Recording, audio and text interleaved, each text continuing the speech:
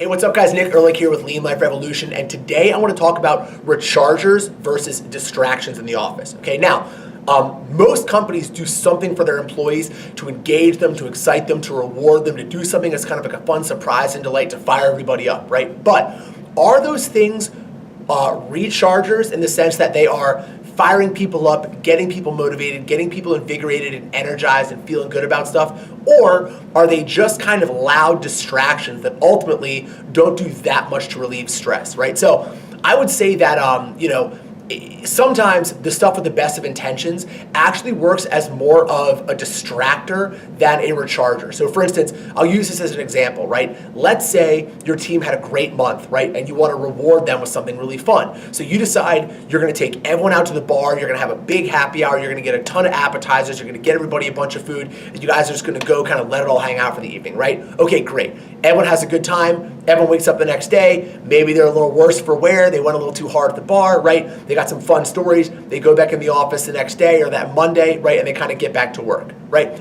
Okay, that's great. That was a loud distraction. Everyone had a really good time. Maybe got some funny stories out of it. Got to eat a little bit of food and go home. Now, let's say at the same time, you were to reward that same team to bring everybody to a local spin studio and bring a super fun spin class in for everybody to do it, right? So if number one, they're gonna get a workout in, which is probably something they've been meaning to do and having trouble doing anyway because all of our schedules are super tight, right? They got to see a new studio in town that maybe they even look up and say, oh, hey, this is a convenient thing I can do on my way home from work 2 days a week. I can start going to spin class here, right?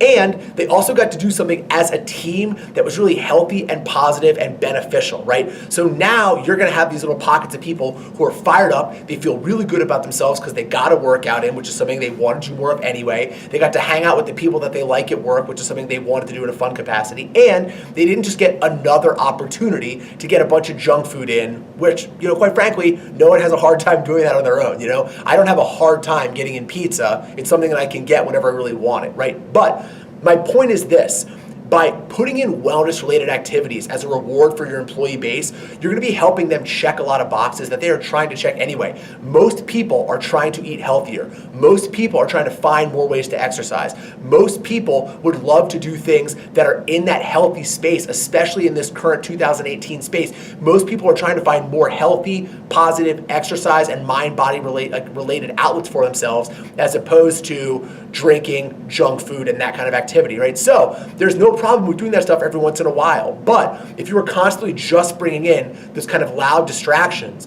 it's not going to be necessarily as beneficial as giving your team something that's going to get them exercising, eating well, thinking positively, setting goals, actually getting stronger as a team, and all of those other things that can get the ball rolling on an effective corporate wellness program. So think about some of the things you do as an office and figure out, are there spaces where you could take some of this activity that isn't necessarily the healthiest activity and start to replace it with healthier, more wellness-related activities to do the same thing, to serve the same purpose of rewarding and delighting your employees and showing them that you, as an employer, as a company, care about their overall health and well-being, right? Make sure that the things you are investing in are actually recharging and invigorating and bringing your team closer as a unit and not just distracting them for an evening. I hope this was a helpful video. Make sure to shoot us an email, nick@leanliferevolution.com. Like our Facebook page at Lean Life Revolution, and we'll see you right back here.